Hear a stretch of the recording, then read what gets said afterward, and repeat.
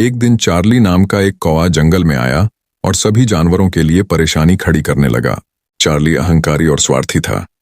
वह दूसरे जानवरों से भोजन चुराता और अपने मनोरंजन के लिए उन्हें धमकाता भी था। चलिए जानते हैं शुरू से कहानी। एक बार की बात है, पीटर नाम का एक बुद्धिमान बूढ़ा कबूतर था जो हरे भरे जंगल में रहता था। उनकी दयालुता और ज्ञान के लिए जंगल के सभी जानवरों द्वारा उनका सम्मान और प्यार किया जाता था।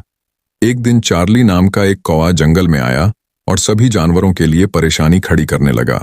चार्ली अहंकारी और स्वार्थी था। वह दूसरे जानवरों से भोजन चुराता और अपने मनोरंजन के लिए उन्हें धमकाता भी था। दूसरे जानवर चार्ली से बहुत डरते थे और उन्हें नहीं पता था कि कैसे इस मुसीबत से छुटकारा पाएं। पीटर बुद्धिमान बूढ़े कबूतर ने देखा कि चार्ली के व्यवहार के कारण दूसरे जानवर कैसे पीड़ित हो रहे थे। उसने चार्ली से बात करने और उसे एक मूल्यवान सबक सिखाने की कोशिश करने का फैसला किया। पीटर ने चार्ली से संपर्क किया और कहा, चार्ली, तुम जंगल में अन्य जानवरों के लिए बहुत परेशानी पैदा कर रहे हो। तुम्हारी हरकतें उचित नहीं हैं और वे दूसरों को चोट पहुंचा रही हैं। स्वार्थी और हानिकारक होना सही नहीं है। इसके बजाय तुम्हें दूसरों के प्रति दयालु और देखभाल करने वाला व्यवहार करना चाहिए। चार्ली हंसा और बोला, मैं दूसरों की परवाह क्यों करूं? मुझे केवल अपने आप में दिलचस्पी है।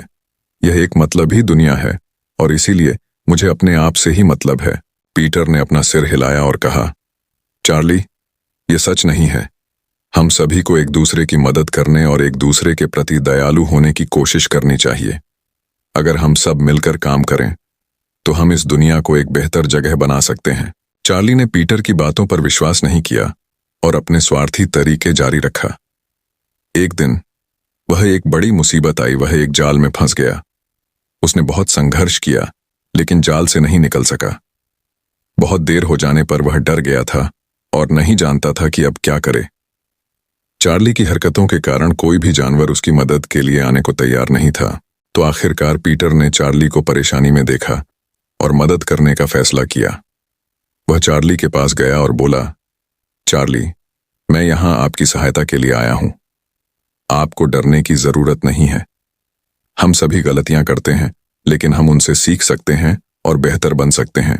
पीटर चार्ली को जाल से मुक्त करने में कामयाब रहा और चार्ली को एहसास हुआ कि वह कितना गलत था।